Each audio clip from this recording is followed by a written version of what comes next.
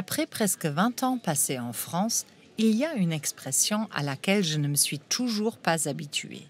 Outre-Rhin. Littéralement, cela signifie au-delà du Rhin, autrement dit, sur l'autre rive du Rhin.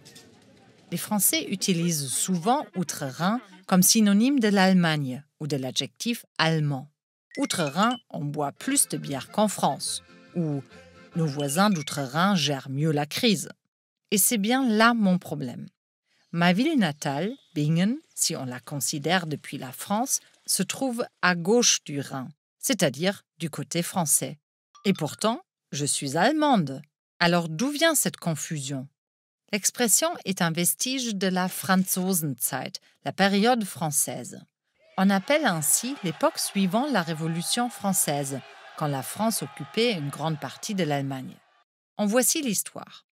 En 1789, la Révolution met un terme brutal à la monarchie en France.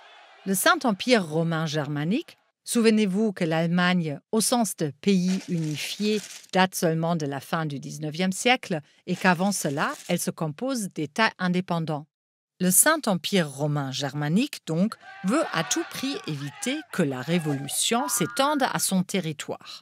Les différents États décident alors de former une alliance pour lutter contre les troupes françaises.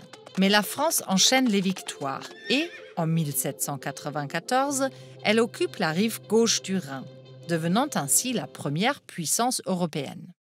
En 1801, le Rhin est officiellement la frontière naturelle entre le Saint-Empire et la France. 63 000 km² de terre et 3,5 millions de personnes sont soudain françaises. Au début, ces nouveaux territoires à gauche du Rhin sont censés former une république autonome, une sorte de république sœur de la France. Mais la tentative échoue. Finalement, ces territoires sont divisés sur le modèle français en 4 départements, tous administrés de façon centralisée depuis Paris. Ils sont désormais gérés selon les lois françaises imposées par la Révolution. Brusquement, les privilèges de classe sont supprimés, tous les citoyens sont égaux. Les tribunaux fonctionnent sur le modèle français en langue française, les églises sont expropriées, l'Église et l'État séparés, et on introduit le Code civil de Napoléon. En 1814, Napoléon est vaincu et les départements occupés reviennent aux Allemands. L'occupation française de la rive gauche du Rhin a donc duré tout juste 20 ans. Mais désormais, le Rhin sera la pomme de discorde entre les deux pays.